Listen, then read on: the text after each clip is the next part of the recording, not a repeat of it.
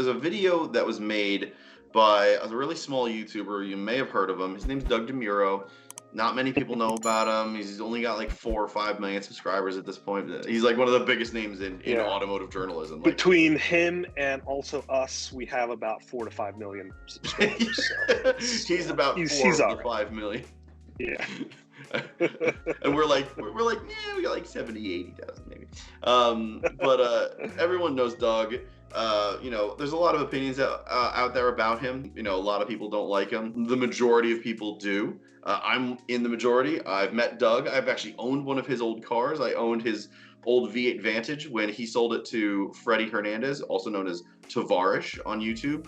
And Freddie and I are friends, and we connected. And when he was going to buy his Lambo, his twin-turbo Lambo Gallardo Spider, he was like, I don't need the money, but I need the garage space. Do you want to buy this car? If not, I wanted to offer it up to you. I'll just, sell it otherwise. And I'm like, I had the means at that point in time. I was like, yeah, the cool car with cool history, cool YouTube history. Let's buy it. And then you can see all of those videos on our Shifting Lanes 1 channel. So I ended up buying it, and then he got his Gallardo, and the rest is Tavarish history. He blew up after that video. But Doug DeMuro is a extremely well-known automotive journalist and YouTuber, author. He's written a couple books. He wrote for Jalopnik for a long time, and everyone knows his YouTube channel. That's what he's most well known for now, because this are the quirks and features. Like, that's what he's known for at this point.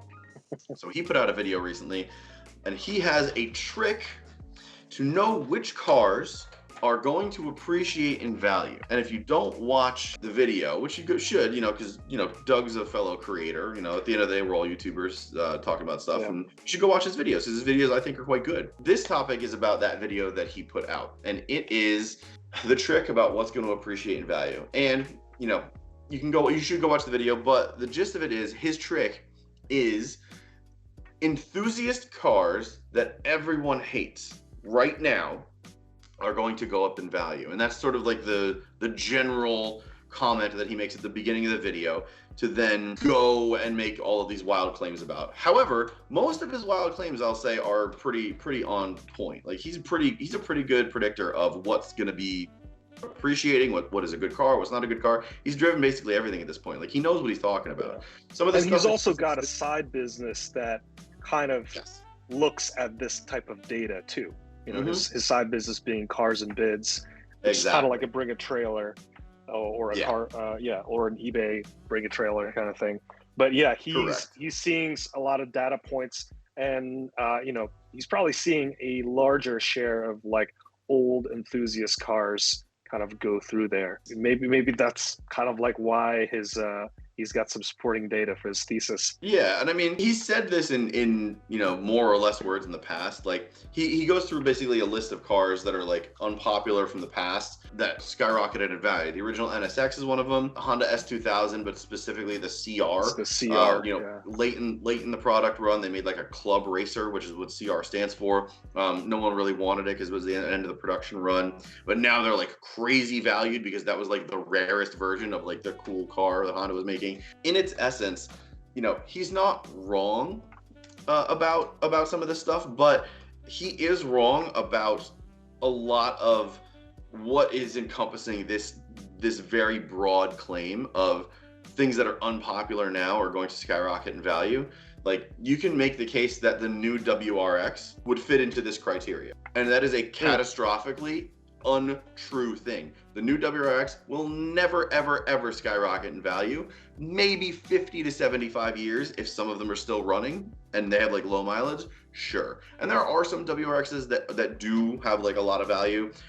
Very rare stuff like the S209s, original 22Bs, like the very rare production. But like, his claim was universally unloved cars that are enthusiast based. He didn't make anything about rarity or in his original comment, like, the new WRX would fall into that category, and I totally disagree with him on that. Like, there are some things that I just don't think fit into that particular category that really, support that claim. Yeah, so that's a tough call, right? Because he did say that he's making some pretty bold claims of today's cars, and it's kind of hard to verify that because we are living in those times right now. So like per his definition, seeing the WRX the new WRX. Yeah, I don't know about that one, because it's like, on the one, it's like it's unpopular because of like the WRX that came before it, but also it's going to be a hot seller still, just because it's going to be an all-wheel drive turbocharged car, and it's going to be reasonably priced, relatively speaking, and that, like, a lot of people will end up buying it. I think because of that, the market's just going to be flooded with it, and it's not going to be as rare, or it's not going to skyrocket in value. Like, a lot of the examples that he brought up, some of those were really cool cars. Like the LFA, the Lexus LFA was an extremely cool car, but one, they only made 399 of them, and he claims that Lexus was trying to sell them. It's like, no one really wanted to buy a $400,000 Lexus. It was a tough sell. It was priced incorrectly. So, as a result, it became super rare. And then now there's still probably 399 or less of them, and people will have the means to buy it now. And because they know that it's super limited. But yeah, so that's one example. Another one is another car that he mentioned for modern times is the Toyota Supra. So I could kind of agree with that, because, like, I'd say most people hated the Supra because it was very much shared with BMW. Yeah, you probably don't like it either. And also No, I love it, actually. You love it. I think it's a great car. Yeah. I'm in your camp here. I think the Supra is great, but a lot of people hated it. Yeah, right. So, like, the Supra enthusiasts hated it. BMW owners hate it, obviously, because it's like that's a copy of the Z4. But I think the people who have actually driven it will believe that it's a fantastic car. It's a great sports car that was only possible with the collaboration between BMW and Toyota. And I think that eventually, once we're talking about, it's hard to find an internal combustion engine car, everything's EVs now. It's like, then that conversation is going to start, like, oh, okay, that Supra, that was actually really cool. And the fact that it's going to be offered in a manual transmission, that's just going to make it even more desirable for enthusiasts. I totally agree there with the Toyota Supra being like just another one of those cars that's going to be super highly sought after, just because, again, it's really special. Yeah, no, I agree with that. And there are some cars on his list that I did agree with, like the Acura NSX, the original NSX, and into the older version. Like, the older version was, he uses the phrase laughed at a lot. And some of these cars were laughed at. I don't think the second generation NSX was really laughed at, but it was more of just like, this is just an old one with bubble headlights. And I don't think it was necessarily laughed at, as opposed to enthusiasts just didn't care at that point because it had been out since 1990, and people are just like, well, it's the same thing. And it's 2004, and you haven't really updated it that much. So I think it was more of that, as opposed to, being laughed at for whatever. However, there are some exceptions to this rule where this is where I kind of disagree with him. And it goes back to Volvo. And my biggest complaint against this claim is, you don't really know what's going to go up in value. Certain things will go up in value because of nostalgia. Certain things will go up in value because of rarity. Certain things will go up in value because ICE will eventually go away and EVs will usher in an all-electric future. The US is still 2.5% electric. It's not happening anytime soon. And everyone that says, I think it's going to happen in 50 to 100 years thinks it's hilarious. It's not. ICE is still going to be around for the next couple of decades. Even after all these things happen, you can still drive a Toyota Camry for the next 30, 40 years and get it repaired. Like, this is going to happen. Like, there's not going to be this cataclysmic shift to EVs immediately. But in, like, your point with the Supra, in like 50 years, some of the Toyota Supras that are being made right now will probably be $250,000 to $500,000 cars, no matter how many of them they made or sold, because they're just not going to be in existence really that much anymore. And it's the same story with stuff from the 60s and 50s and 70s. Your basic bones car, your bare bones car in the 60s and 70s, they're worth a lot now because it's 50 years into the future, and there aren't a lot of them left. The biggest example, the biggest argument against his point is the Volvo 240. And the 240 platform is really kind of coming into its own with pricing. If you look on auction sites, there is one that went on Bring a Trailer within the last couple of months, I can't remember the exact time frame, for $35,000. Whoa. Now, that doesn't sound like a lot of money, especially in this crazy market. However, when you really think about what I just said, that is a bananas thing to think about. They made 2.8 million Volvo 240s. 2.8 million. Again, also doesn't sound like a lot.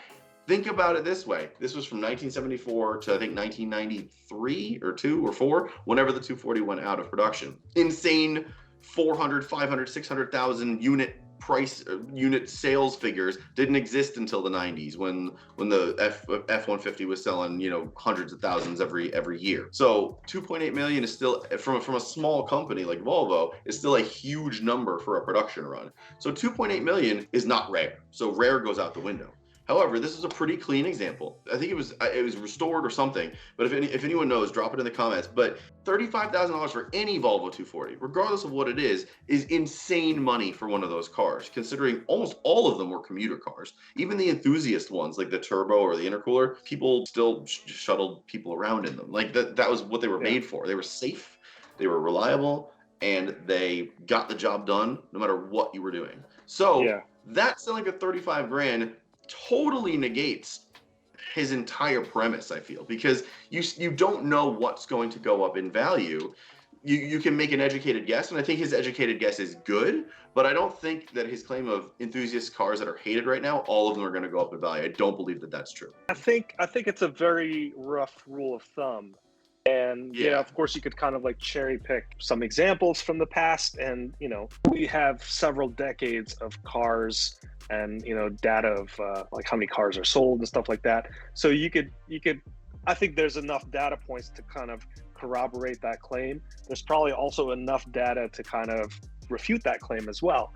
Some of the examples that he's presented are pretty interesting, and it's totally true. And then after he made that claim, he kind of, again, made some bold guesses as to what cars are going to, follow that model. Another one that he mentioned was the Nissan GTR, the R35 GTR. And I'm like, I don't really believe that claim, because it's like, one, it's an extremely expensive car. And it's extremely expensive because everyone wants it. So already it's got like elevated values. And I'm talking about like before pandemic times. I really wanted to get into these R35 GTRs, and I was closely watching those values even back in like 2015, 2016. I was looking at like 2009, 2010 models, and I was like, they're about $40,000 for a used version. At the time, it was like 5 or 6 years old. I was like, it's just going to keep going down. And then at that point, once it hits like 30 grand, that's when I'm going to get it. But then it like never hit that point, even for like the 2009 models, which were like the worst examples. And then it just kind of like went up from there. So it's like that car was extremely popular. It was an enthusiast car and everyone wanted it. And like, the values have just like gone up. So it's like not perfect to his example, but it's, I thought that part was interesting. Chad makes an interesting point. Chad commented as Shifting Lanes in chat, identify cars you wanted as a kid or younger, or as a younger adult, but could never afford. Sprinkle in new versions being released or killed. And a great example of this is the Viper died. A few years later, all Viper values go up. So yeah, that's a good point. Cars that you were interested in as a kid, that are enthusiast based, they're probably going to end up going up in value. They don't have to be hated or rare, I think, because they made a lot of Vipers. They make a lot of Corvettes, but Corvettes are also going up in value. This market is just stupid. Like, everything's going up in value right now.